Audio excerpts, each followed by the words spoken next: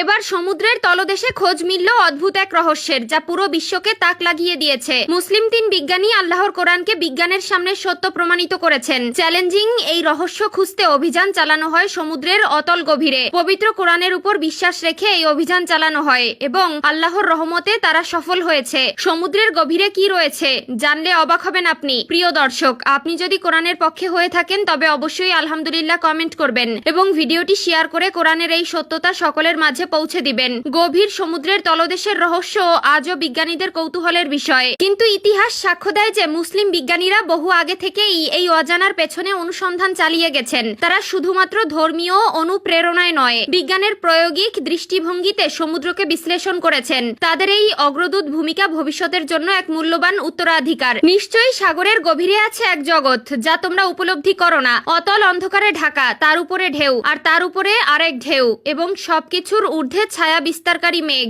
যেমন বলা হয়েছে কিতাবে। অথবা তার দৃষ্টান্ত হলো গাঢ় সমুদ্রের মধ্যে, যার উপর আছে ঢেউ, তার উপর আবার ঢেউ, তার উপর মেঘ, অন্ধকারের উপর অন্ধকার। সূরা নূর আয়াত 40। সেখানে এমন প্রাণ আছে যারা আলো সৃষ্টি করে, অন্ধকার ভেদ করে। তারা উচ্চ চাপ সহ্য করে, ঠান্ডায় জমে না, আর খাদ্য পায় ভূমি পৃষ্ঠ হতে ঝরে পড়া জীবাংশ থেকে। তারা আল্লাহর কুদরতের নিদর্শন। সুবহানাল্লাহ। মুসলিম 3 বিজ্ঞানী যারা পুরো বিশ্বের সামনে কোরআনের সত্যতা প্রকাশিত করেছেন তারা হলেন আল বিরুনি। তিনি হলেন বিশিষ্ট মুসলিম পণ্ডিত ও বিজ্ঞানী। তিনি জোয়ার ভাটা, পানির চাপ ও ভূগর্ভস্থ প্রভাব নিয়ে বিশদ গবেষণা করেন। 2 নম্বরে রয়েছে ইবনু হাইথাম আল হাজের নামের পরিচিত।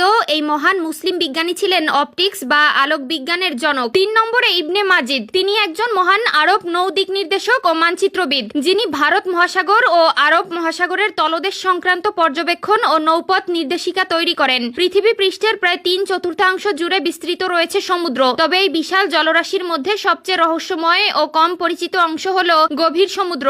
এর নিচে কি আছে তা জানতে বিজ্ঞানীরা শত শত বছর ধরে অনুসন্ধান চালিয়ে যাচ্ছেন, কিন্তু আজও সমুদ্রের প্রায় 80% অজানা থেকে গেছে। এই বিশাল ও গভীর অঞ্চল যেন এক নিঃশব্দ রহস্য ভাণ্ডার, যেখানে অন্ধকার, উচ্চ চাপ এবং অজানা জীবজগৎ রাজত্ব করে।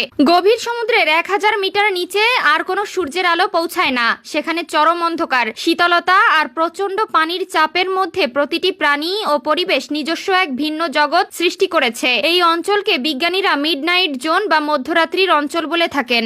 সমুদ্র দেখার আগ্রহ আমাদের কখনো শেষ হয় না। সমুদ্রের পাশে দাঁড়িয়ে মনে হয় বিস্ময় আর রহস্যে ঘেরা একটা জগৎ আমার সামনে, অথচ আমি এর পুরোটা দেখতে পাচ্ছি না। যেখানে আগ্রহ আর রহস্য, সেখানেই প্রশ্ন, কৌতূহল আর বিজ্ঞানীদের আনাগোনা। গভীর সমুদ্রের অজানা এ জগৎকে জানতে দুঃসাহসী অভিযান করে চলেছেন বিজ্ঞানীরা। সমুদ্রের সবচেয়ে গভীরে যে জায়গা, সেটার নাম হচ্ছে চ্যালেঞ্জার দ্বীপ। এটা প্রশান্ত মহাসাগরের মারিয়ানা ট্রেঞ্চে